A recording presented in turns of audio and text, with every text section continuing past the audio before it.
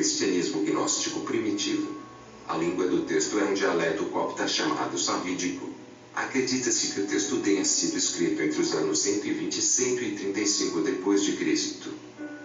A história começa com a queda da alma, que é unificada como sendo feminina, desde o seu estado anterior de pureza, até a sua queda ao corpo, onde cai nas mãos de muitos senhores, e ela gera filhos na matéria para eles, através do desejo, e esses nascem, surdos, cegos e deficientes, ou seja, sem nenhum entendimento, e ela os satisfaz. Alguns a pegam à força, outros a conquistam com presentes. E assim desde a época que ela desceu, em todas as suas existências na matéria, ela se prostituiu com todos eles, até ao dia que, cansada, se lembra do pai dela, e de seu verdadeiro marido, o Cristo, e no arrependimento verdadeiro, por ter se prostituído e gerado frutos da matéria, ela clama a ele do fundo do coração, abandonando a matéria, e os desejos gerados por ela, e ao se limpar de suas impurezas, quando estiver totalmente purificada, ela será recebida na câmara nupcial, onde aguardará o seu noivo, e quando ele vier, ela se unirá a ele, e ambos se tornarão um único ser, andrógeno como ela era do princípio. Início do texto. Homens sábios de antigamente davam à alma um nome feminino. De fato, ela é feminina em sua natureza também. Ela ainda tem seu ventre, enquanto estava sozinha com o pai, era virgem e de forma andrógena. Mas quando ela caiu em um corpo e veio para esta vida, ela caiu nas mãos de muitos ladrões. E as criaturas devassas passaram-lhe de uma para outra, trecho fragmentado. E para ela, alguns faziam uso dela pela força, enquanto outros faziam isso seduzindo-a com um presente. Em suma, eles a contaminaram, e ela com eles perdeu a virgindade, e em seu corpo ela prostituiu-se e entregou-se a todos, considerando cada um que a estava prestes a abraçar para ser seu marido. Quando ela se entregou a adúlteros infiéis, para que pudessem fazer uso dela, então ela suspirou profundamente e se arrependeu. Mas mesmo quando ela vira o rosto desses adúlteros, ela corre para os outros, e eles a obrigam a viver com eles, e prestar serviço a eles em sua cama, como se fossem seus senhores.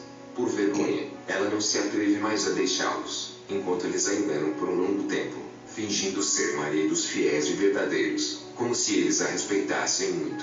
E depois de tudo isso eles a abandonam e vão embora. Ela então se torna uma pobre viúva desolada, sem ajuda. Nem mesmo uma medida de comida foi deixada para ela desde o tempo de sua aflição.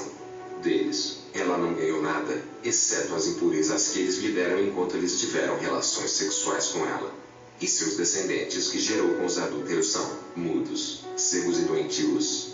Eles são débeis mentais, mas quando o pai que está acima a visita, ele olha para ela e a vê suspirando, com seus sofrimentos e desgraça, e se arrependendo da prostituição com a qual ela se envolveu, e quando ela começa a invocar o nome dele para que ele possa ajudá-la, clamando com todo o seu coração, dizendo: salve-me, meu pai, pois eis que eu lhe prestarei contas, pois abandonei minha casa e fugi dos aposentos de minha juventude.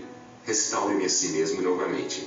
Quando ele a vir em tal estado, então ele a considerará digna de sua misericórdia, pois muitas são as aflições que lhe aconteceram porque ela abandonou sua casa. Agora sobre a prostituição na alma, o Espírito Santo profetiza em muitos lugares. Pois ele disse no profeta Jeremias, 3:1-4, se o marido despedir sua esposa, e ela o deixar, e se entregar a outro homem, ela poderá voltar para ele depois disso. Essa mulher não se contaminou completamente, e você se prostitui com muitos pastores e volta para mim. Disse o Senhor, recordas teu passado e veja onde te prostituíste. Você não estava sentado nas ruas profanando a terra com seus atos de prostituição e seus vícios, e você levou muitos pastores a se tornarem uma pedra de tropeço para si mesmo. Você ficou sem vergonha com todos. Você não me chamou como seu parente, ou pai ou autor de sua virgindade. Novamente está escrito no profeta Oséias 2:2-7, venha, vá para o jugo da lei com sua mãe, pois ela não é para ser uma esposa para mim, nem eu, um marido para ela. Eu removerei a sua prostituição da minha presença e removerei seu adultério entre seus seios. Eu a deixarei nua como no dia em que nasceu, e a farei uma desolação como uma terra sem água, e a tornarei sem filhos. Não mostrarei piedade a seus filhos, pois eles são filhos da prostituição, pois a mãe deles se prostituiu e envergonhou seus filhos. Pois ela disse, vou me prostituir com meus amantes. Foram eles que me deram meu pão e minha água e minhas roupas, meu vinho, meu óleo e tudo de que eu precisava. Portanto, eis que eu os esconderei para que ela não possa correr atrás de seus adúlteros. Mais uma vez ele disse em Ezequiel 16 e 23 a 26. Aconteceu depois de muita depravação, disse o Senhor, você construiu um bordel, e montou pontos nas ruas. E você construiu bordéis em cada pista, e você desperdiçou sua beleza, e mostrou suas pernas em todos os becos, e multiplicou seus atos de prostituição. Você prostituiu os filhos do Egito, aqueles que são seus vizinhos, homens grandiosos de carne. Mas o que significa os filhos do Egito, homens grandes de carne? Significam, senão o domínio da carne e o reino perceptível, da matéria, e os assuntos da terra, pelos quais a alma se tornou corrompida aqui, recebendo deles alimentos como pão, vinho, óleo, roupas e outras bobagens externas que cercam o corpo, as coisas que ela acha que precisa. Mas, quanto a essa prostituição, os apóstolos do Salvador ordenaram, Atos 15 e 20, 29, 21 e 25, 1 Tessalonicenses 4, 3, 1 Coríntios 6 e 18, 2 Coríntios 7, 1. Guardem-se dela, purifiquem-se a si mesmos contra ela, falando não apenas da prostituição do corpo, mas especialmente da alma. Por essa razão, os apóstolos escreveram às igrejas de Deus que tal prostituição não poderia ocorrer entre nós. No entanto, a maior luta tem a ver com a prostituição da alma. Daí surge a prostituição do corpo também. Portanto, Paulo, escrevendo aos Coríntios, 1 Coríntios 5, 9 a 10, disse, eu escrevi a vocês na carta, não se associem com prostitutas de modo nenhum. Significando, as prostitutas deste mundo, ou seja, os gananciosos, os ladrões, e os idólatras. Desde então você teria que abandonar os confortos e os prazeres do mundo. Aqui está falando espiritualmente, porque a nossa luta não é contra carne e sangue, como ele disse em Efésios 6 e 12. Mas contra os governantes deste mundo de escuridão e os espíritos da maldade. Enquanto a alma continuar correndo por toda a parte e copulando com quem quer que ela encontre e se contaminando, ela existe sofrendo seus meros desertos. Mas quando ela perceber o aperto em que está, e chorar diante do Pai e se arrepender, então o Pai terá misericórdia dela e ele fará seu útero se desviar do domínio externo e irá transformá-lo e trazê-lo novamente para dentro, para que a alma recupere seu caráter adequado. Pois não é assim com uma mulher.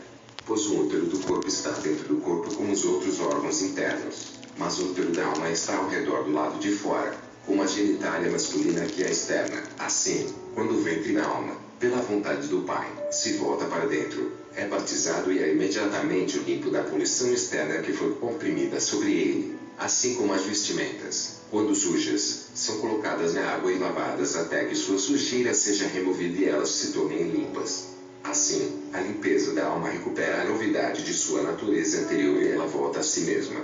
Esse é o batismo da alma. Então ela começará a provocar contrações como uma mulher em trabalho de parto, que se contorce e se enfurece na hora do parto. Mas como ela é mulher, sozinha ela é impotente para gerar um filho. Do céu, o Pai lhe enviou seu homem, que é seu irmão, o primogênito. Então o noivo desceu para a noiva. Ela desistiu de sua antiga prostituição e se limpou das poluições dos adúlteros, e ela foi renovada para ser uma noiva. Ela se limpou na cama nupcial, ela encheu de perfume, ela se sentou nela esperando pelo verdadeiro noivo.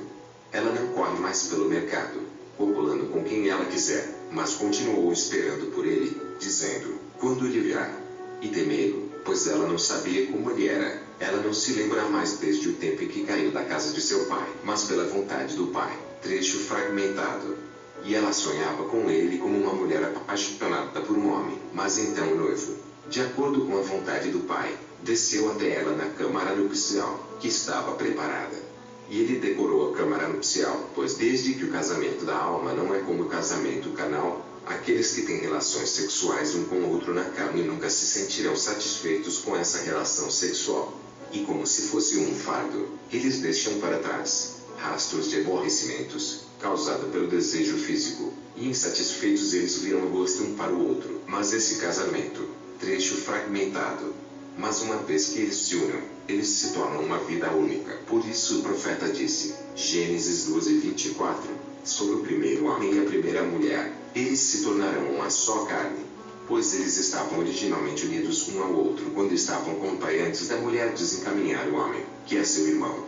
Este casamento os uniu novamente e a alma foi unida ao seu verdadeiro amor, seu verdadeiro mestre, como está escrito, Gênesis 13:16, 1 Coríntios 11:1, Efésios 5:23. Então, gradualmente, ela o reconheceu e se regozijou mais uma vez, chorando diante dele, lembrando-se da desgraça de sua antiga viuvez. E ela se tornou ainda mais para que ele pudesse ficar contente em ficar com ela. E o profeta disse nos Salmos 45:10-11, ouça, minha filha, e veja e incline o seu ouvido, esqueça o seu povo e a casa de seu pai, pois o rei desejou a sua beleza, pois ele é o seu senhor, pois ele exige que ela desvie o rosto de seu povo e da multidão de seus adúlteros, do meio a quem ela uma vez fez parte, para se dedicar apenas a seu rei, seu verdadeiro senhor, e esquecer a casa do pai terreno, com quem as coisas foram mal para ela, para lembrar unicamente de seu pai que está no céu. Assim também foi dito, Gênesis 12:1, para Abraão, saía do seu país, e da casa de seu pai e de seus parentes. Assim, quando a alma se adornou novamente em sua beleza, trecho fragmentado, desfrutou de seu amado, e ele também a amou. E quando ela teve relações sexuais com ele, ela obteve dele a semente que é o espírito que dá vida, de modo que por ele, ela tem bons filhos e os cria. Pois esta é a grande e perfeita maravilha do nascimento. E assim este casamento é aperfeiçoado pela vontade do Pai. Agora é apropriado que a alma se regenere e se torne novamente como era no início. A alma então se move por sua própria vontade. E ela recebeu a natureza divina do Pai para seu rejuvenescimento, para que ela pudesse ser restaurada para o lugar onde originalmente havia sido. Esta aqui é a ressurreição dos mortos. Este é o resgate do cativeiro. Esta é a jornada ascendente da ascensão ao céu. Este é o caminho da ascensão ao Pai. Portanto, o profeta disse, Salmo 103, 1-5, bendize, ó minha alma, ao Senhor, e tudo que há em mim bendiga ao seu santo nome. Minha alma louve a Deus, que perdoou todos os seus pecados, que curou todas as suas doenças, que resgata sua vida da morte. Coroa-te com misericórdia, que satisfaz o teu desejo com coisas boas. A tua juventude será renovada como a de uma águia. Então, quando ela se tornar jovem novamente, ela acenderá, louvando o pai e seu irmão, por quem ela foi resgatada. Assim, é por nascer de novo que a alma será salva. E isso se deve não às frases rotineiras, às habilidades profissionais ou ao aprendizado de livros. Pelo contrário, é a graça do trecho fragmentado, é o dom do fragmentado. Pois tal é esta coisa celestial. Portanto, o Salvador clama, João 6:44, ninguém pode vir a mim a menos que meu Pai o atraia, e o traga para mim, e eu mesmo ressuscitarei no último dia. Portanto, é apropriado orar ao Pai e chamá-lo com toda a nossa alma, não externamente com os lábios, mas com o Espírito, que é interior, que saiu das profundezas, suspirando, arrependendo-nos pela vida que vivemos, confessando nossos pecados, percebendo o engano vazio em que estávamos e o zelo vazio, nos odiando pelo modo como somos agora, lamentando por nós mesmos, chorando sobre como estávamos na escuridão e na lama, para que tenha pena de nós. De novo disse o Salvador, Mateus 5:4, Lucas 6:12, bem-aventurados os que choram, e os que têm misericórdia, porque serão abençoados. E os que têm fome são os que se fartarão. Mas uma vez ele disse, Lucas 14:26, se alguém não odeia sua carne, não pode seguir-me. Pois o começo da salvação é arrependimento. Portanto, Atos 13:24, antes da aparição de Cristo veio João, pregando o batismo de arrependimento. E o arrependimento acontece em aflição e tristeza. Mas o Pai é bom e ama a humanidade, e ouve a alma que o chama e envia a luz da salvação. Por isso ele disse através do Espírito ao profeta, Isaías 1:18, dize aos filhos do meu povo, se os teus pecados estenderem-se da terra ao céu e se tornarem vermelhos como escarlate e mais escuro do que pano de saco, e se você voltar para mim com toda a sua alma e me disser meu Pai, eu irei te dar atenção como um povo santo. Novamente em outro lugar, Isaías 30:15, assim diz o Senhor, o Santo de Israel, se você voltar e suspirar, então você será salvo e saberá onde você estava quando você confiou no que é vazio. Novamente ele disse em outro lugar, Isaías 30:19-20, Jerusalém chorou muito, dizendo, tenha piedade de mim. Ele terá piedade do som do seu choro. E quando ele te deu atenção. E o Senhor lhe dará pão de aflição e água de opressão. De agora em diante, aqueles que o enganam não se aproximarão de você novamente. Observe aqueles que estão enganando você. Por isso, é apropriado orar a Deus noite e dia, estendendo nossas mãos para Ele como as pessoas que naufragam no meio do mar fazem. Nesse momento eles oram a Deus com todo o seu coração sem nenhuma hipocrisia. Para aqueles que rezam hipocritamente, enganem apenas a si mesmos, porque ninguém se torna digno da salvação, amando o lugar do engano. De fato, é por isso que Deus examina as partes internas e examina o fundo do coração, para que ele possa saber quem é digno da salvação. Portanto, está escrito no poeta Homero, Odisseia 1.48 a 1.59. Odisseu sentou-se na ilha chorando e lamentando, e virando o rosto das palavras de Calipso e de seus trucas, desejando ver sua aldeia, e a fumaça saindo dela.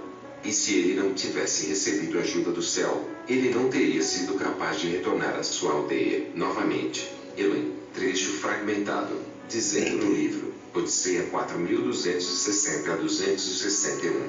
Meu coração se afastou de mim. É para minha casa que eu quero voltar, pois ela suspirou, dizendo, Odisseia 4261 a 4264. Foi Afrodite que me enganou e me tirou da minha aldeia. Minha única filha eu deixei para trás e meu marido que era bom e compreensivo, pois quando a alma deixa seu marido perfeito por causa da traição de Afrodite, que existe aqui no ato de gerar, então ela sofrerá danos.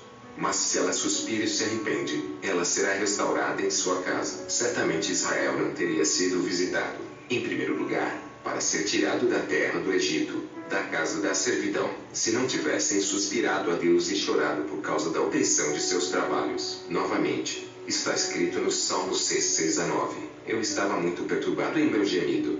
Irei banhar minha cama e meu lençol a cada noite com minhas lágrimas. Eu me tornei velho no meio de todos os meus inimigos. Apartai-vos de mim, todos os que trabalham na injustiça, porque eis que o Senhor ouviu o clamor do meu choro, e o Senhor ouviu a minha oração. Se nos arrependermos, verdadeiramente Deus nos dará atenção. Aquele que é longânimo e abundante em misericórdia, seja dado a glória para todos sempre. Amém. Da Biblioteca de Nag Hammadi. Traduzido da versão inglês.